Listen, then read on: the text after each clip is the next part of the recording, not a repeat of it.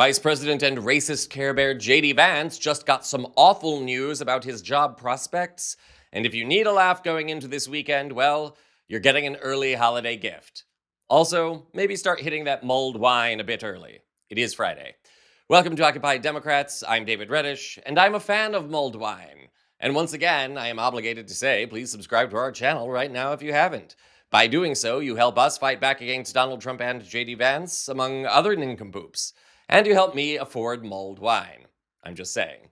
On to our story. Vice President and furniture lover J.D. Vance is a man of many staunch beliefs, many of which often appear to contradict one another. He once called Donald Trump America's Hitler and then became his vice president.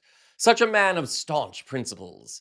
Of course, one thing apparent throughout Vance's career, well, first, his marriage seems to be in trouble. See our other videos for details. But the other obvious Vance stance?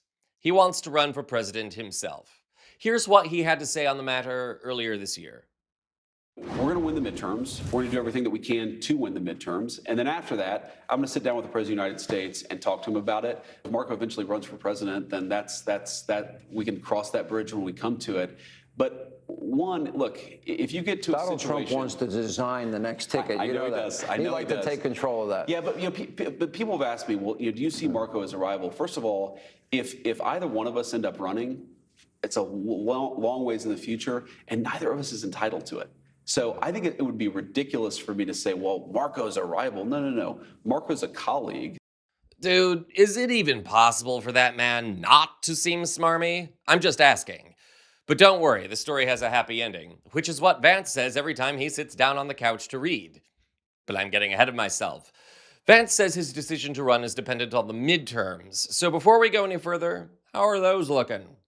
Take a look here. Okay, 2025 U.S. House special elections. Dems outrunning Kamala Harris. A lot of blue here, a lot of blue, which is what I think the nation might look like a year from now if these results hold. Arizona 7, you see a 17 outperformance of Kamala Harris. 23 points in Florida 1, 16 points in Florida 6, 13 points in Tennessee 7, 28 points in Texas 28, and then 17 points in Virginia 11. So we've seen it throughout the nation, whether you go from the suburbs of Washington, D.C., all the way to the southwest in Arizona, whether you're looking at Texas, whether you're looking at Tennessee, whether you go down to Florida, we have seen the Democratic outperformance of Kamala Harris happening across the political map. What happened last night in Tennessee ain't just staying in Tennessee. It is spreading itself throughout the nation. As I said, to me, looking at these results, it looks like a blue wave is building. That clip makes me so happy and gives me so much hope. And it gets even more hopeful, so stick around.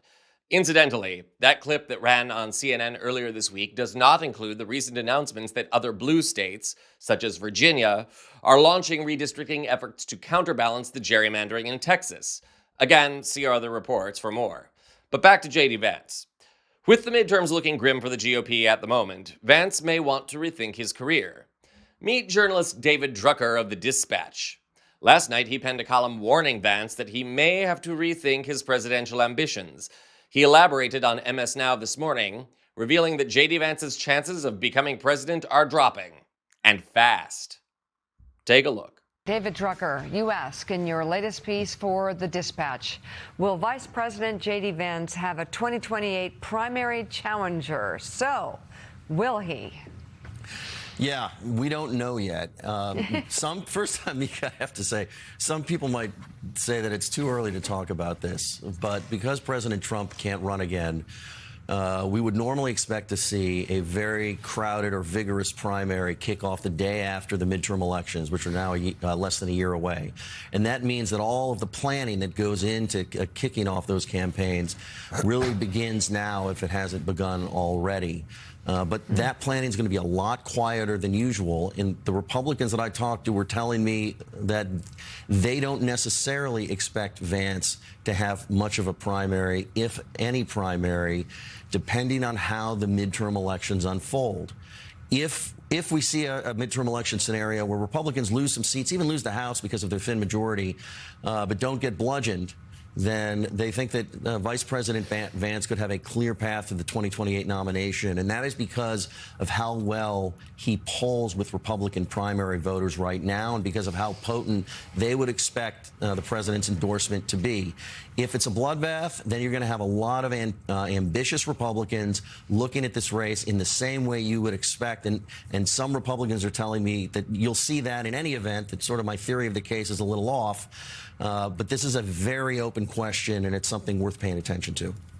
So, JD, tell us again how that alliance with President Dementia is going for you. Do you think you're going to take over for the man when he reaches a vegetative state? Or are you just waiting for him to drag his elephant-looking behind out of there? Either way, as things stand at the moment, JD, you've aligned yourself with a crumbling coalition and a president with disastrous policies. How do you think that will play before the general electorate if they blame Trump for the huge mess he's gotten us into? And none of this, by the way, says anything about Vance's popularity with Republicans, which has never actually been great. So a Vance-Rubio ticket? Good luck with that, JD. Maybe you should look for a new job now. Personally, I think you would be a great fit at Sofa You Love. This is Occupy Democrats.